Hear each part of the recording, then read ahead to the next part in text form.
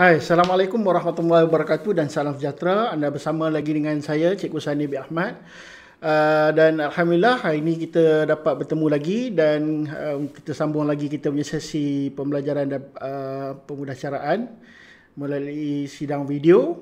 Okey, kita masih lagi dalam PKP. Okey, cuma kali ini PKPP dah masuk fasa pemulihan lah. Jadi memang nampak gayanya kita semakin lama semakin dalam keadaan lebih baik lah, dan insyaAllah mungkin ini akan menunjukkan sebagai penanda kita akan bertemu kembali dalam sesi pembelajaran seperti kebiasaan di dalam kelas. So walau bagaimanapun untuk buat masa ini kita masih dalam PKPP dan kita punya sesi pembelajaran adalah melalui secara sidang video lah. Dan hari ini kita akan melihat satu tajuk yang berkaitan dengan campuran. Okey, campuran. Okey, campuran. So kalau kita tengok kat sini perbualan seorang ibu dengan anak okey, dia cakap dengan mak dia, wah banyaknya kalau diasingkan begini barulah duit mudah untuk dikira. Okey, mak dia tengah susunkan duit, asingkan duit kertas dengan duit shilling. Jadi dia kata diasingkan mudah untuk dikira. Yang keduanya, okey, kita tapis air teh ini dahulu.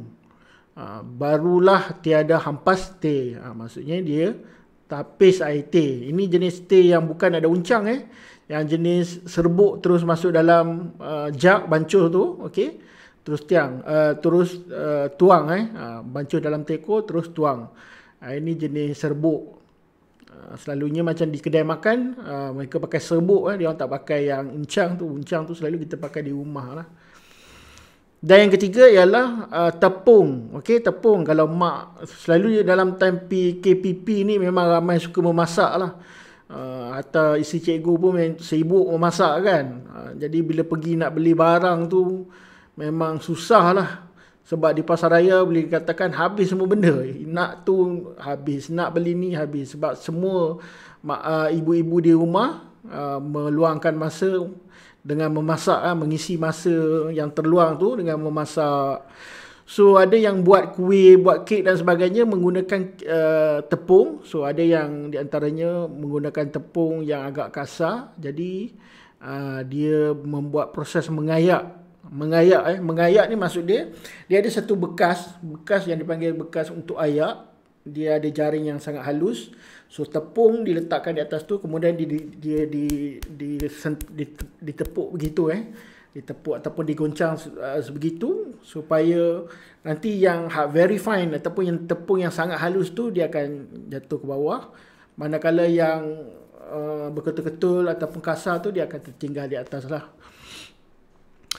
So persoalannya, mengapakah bahan di dalam campuran di atas diasingkan? Kenapa diasingkan? Kerana kita nak asingkan di antara benda yang kita nak dengan benda yang kita tak nak. Sebab tu kita asingkan kan. Sebab kita tak nak, macam contoh air teh tu kita tak nak makan serbuk dia. Kita just nak minum air. Sebab tu kita tapis dia.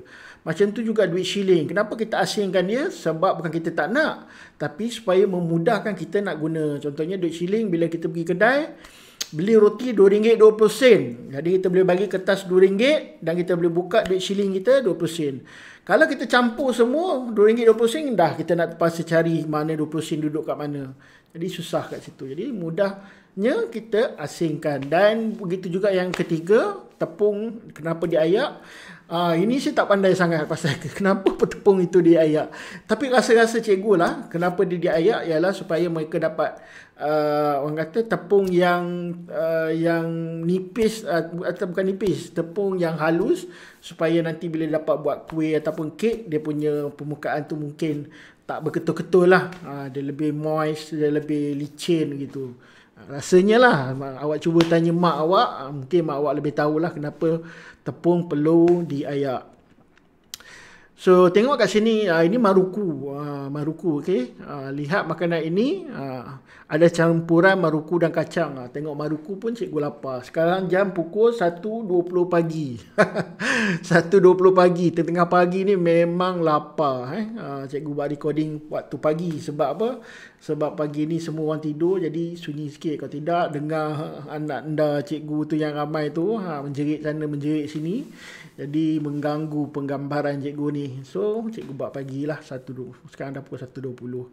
Baik, contohnya seorang ni dia kata saya suka maruku tapi saya tak suka makan kacang. Yang seorang lagi, saya suka kacang. So nak buat macam mana? Satu pinggan dah campur semua benda. Bagaimana untuk menghasilkan campuran? Boleh tak kita ayak? Kita guna tempat ayak tadi yang halus-halus tu, kita masukkan maruku dengan kacang, kita ayak. Boleh ke tak?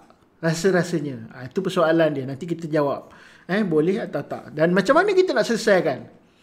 Macam mana kita nak selesaikan benda ni? Kita nak buat macam mana? Boleh tak kalau kita pakai penapis? Ambil penapis teh tu, tuang. Boleh tak nak asingkan dia? Okey? Inilah dia punya jawapan. Okey, Kugen dan Kanang boleh mengasingkan campuran kacang dan maruku dengan cara menyisir. Menyisir tu maksudnya ambil pick satu-satu. Macam kalau awak pernah tengok cerita Musang Berjanggut. Kalau tak pernah tengok cerita Musang Berjanggut, cikgu ada kerja rumah. Kerja rumah dia. Okey, cikgu bagi tahu siap-siap sebelum cikgu lupa. Kerja rumahnya, sebab awak pun boleh akses YouTube. Okey, buka YouTube, cari tajuk Musang Berjanggut. Cikgu berjanggut juga tapi bukan musang. Musang Berjanggut. Suruh awak cari, tolongkan carikan. Okey, Musang Berjanggut. Berjanggut. Dia adalah satu filem yang agak menarik. Okey, tapi cikgu tak naklah awak tengok yang part-part yang lain tu, tak payah, tak apa. Cikgu nak awak tengok part yang mana mereka mengasingkan campuran tu. Siti Muslihat tu mengasingkan campuran yang diberikan tu. Tu nanti awak tengoklah. Macam mana dia mengasingkan dia. So untuk yang ni, maruku dengan kacang ni adalah dengan cara menyisir. Menyisir tu angkat satu-satulah. Sebab apa terpaksa menyisir? Kenapa dia tak boleh ayak? Kenapa dia tak boleh tapis? Disebabkan kalau benda tu satu benda yang besar dan dia mempunyai bentuk yang berbeza-beza, maka dia tak boleh buat. Dia tak boleh tapis. Dia tak boleh tapis, dia tak boleh ayak. Memang kena kutip satu sebelah. Sebab dia punya saiz dan bentuk berbeza lah. Selalunya saiz yang besar lah kan. Saiz yang besar. Tapi kalau saiz dia ada saiz yang kecil, very very tiny, dan ada satu yang besar, dan mudahlah kita boleh ayak. Contohnya satu ayat lagi, kalau awak pernah tengok di bahagian di tempat pembinaan rumah ke bangunan ke dan sebagainya, dia ada satu tempat tu dia buat bentuk segitiga, dia letakkan jaring net, okey, nanti dia akan sodokkan pasir, dia akan campakkan kepada net tu. Jadi yang mana yang halus akan terlepas, yang batu-batu akan berada di sebelum tempat penapisan tu lah. Okey, itu penapis. Tapi kalau untuk ni kena ayak lah. Kalau kena menyisir lah. Tapi kalau yang pasir tadi nak menyisir, memang memang meninggal dunia lah. Okey. Okey, tengok ni. Mak nak buat apa ni? Mak nak buat kek hari jadi ayah. Untung ni sekarang hari apa? Baru saja lepas hari ayah kan. Happy Father's Day. Ada yang mak-mak yang buat kek. Untunglah kalau yang dapat buat kek untuk suami tu, baguslah. Okey, ni contohnya sediakan bahan-bahan dia. Okey. Tiba-tiba tengah buat, biasalah adik kan. adik siapa macam ni? Okey, adiknya pergi campur kismisnya dalam tepung. Okey, dalam tepung. Jadi macam mana nak buat? Boleh ke kita nak kutip satu-satu, nak menyisir?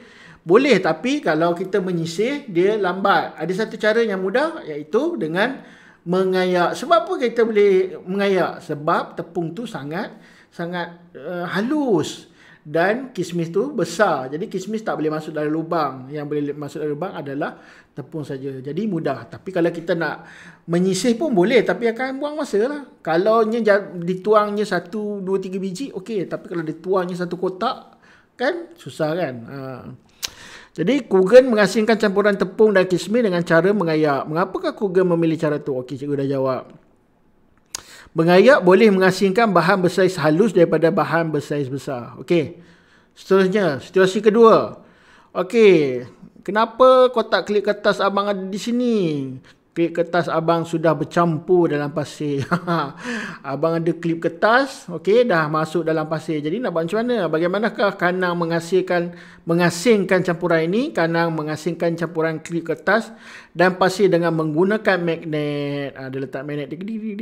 Okey, mengapakah abang menggunakan magnet? Kenapa dia menggunakan magnet?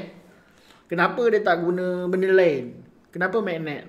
Kerana sifat klip kertas itu sendiri yang akan tertarik kepada magnet. Magnet ni dia akan menarik besi.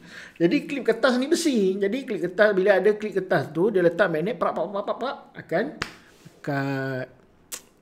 Alright. Seterusnya, situasi ketiga. Tak sabar nak bela ikan mas. Ini okey. Lepas tu tiba-tiba dia tengok alamak, akuarium lama ni dah kotor, dia kata, dah bercampur dengan pasir dan serpihan kayu reput. So macam mana nak atasi? So mak dia kata kalau nak atasi boleh dengan cara kita masukkan air. Bila kita masukkan air, kayu reput itu akan terapung di atas. Jadi bila dah terapung, bolehlah kita kutip. Itu dengan cara memasukkan air. Tadi banyak kan kita pakai ayak, kita pakai penapis, kita pakai magnet, ini pakai air. Banyak ni. Okey, ini pula penyiasatan. Okey, penyiasatan dia nak buat, tapi yang mana mereka hanya memerlukan cecair yang berwarna. Dia ambil bunga raya. Okey, bunga raya tu just nak ambil warna dia saja. Dia punya cecair yang berwarna saja. Dia punya daun tak nak, ataupun sebaliknya just nak daun saja, dia punya warna tu tak nak. So caranya dengan menggunakan corong turas. Corong turas ni adalah satu kertas, okey, kertas turas. Okey, memang kertas yang kita beli daripada pembekal bahan-bahan makmal. So letakkan di situ dan kita pasangkan di tempat corong. Okey, ni kertas dia, kertas turas. Kita letakkan di corong, okey, lipat dia, letak di corong. So bunga raya ni kita ambil, kita tumbuk dan kita letakkan di sini. Dan kita ambil air, kita akan tuangkan dia. Selepas tuangkan dia, jadi warna merah tu akan terkumpul di dalam kelalangkun. Ini kelalangkun lah. So dan hampas je tu, iaitu bunga raya yang tadi ditumbuk, tertinggal di sini. So mengapakah kamu mengasingkan campuran ini secara menurasnya? Dengan menuras, bahan pepejal boleh diasingkan dengan bahan cecair. Ingat, kalau pepejal dengan cecair, cara nak buat dia mesti kena guna turas. Okey, so kesimpulan sekali, akhirnya campuran boleh diasingkan dengan cara menyisir, mengayak, menggunakan magnet, mengapung dan menuras. Tadi menyisir tu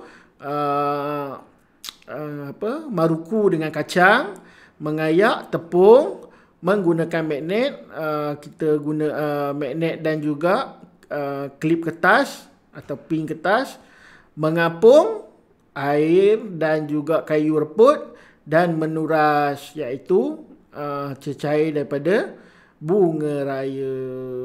Jadi itulah sahaja untuk kita punya pembelajaran pada hari ini. Jadi cikgu harap kamu dapat fahamlah. Kalau sekiranya tak faham, ulang balik video ni beberapa kali supaya kamu dapat memahami. Okey? Dan tak ada kerja rumah, tak ada untuk sidang video ni. Okey? Sidang video untuk latihan akan diberi pada hari Selasa. Okey, cikgu akan buat kuis nanti dan cikgu akan maklumkan di dalam grup WhatsApp lah. Okey. Jadi sebelum terlupa, pastikan yang dah tonton video, pastikan tulis nama dan juga tulis kelas anda di bahagian komen supaya cikgu dah tahu siapa yang dah tonton video ini. Okey, yang tak subscribe lagi, silalah subscribe supaya lebih memudahkan anda cari kelas cikgu Sani. Okey, jadi kalau apa-apa boleh juga tulis di bahagian komen. Alright, jadi itu saja. PPKP masih lagi berkuat kuasa. Jadi jaga diri, kalau tak perlu keluar, tak perlulah keluar, berada di rumah, stay at home. Setakat itu saja. Sekian. Assalamualaikum warahmatullahi wabarakatuh.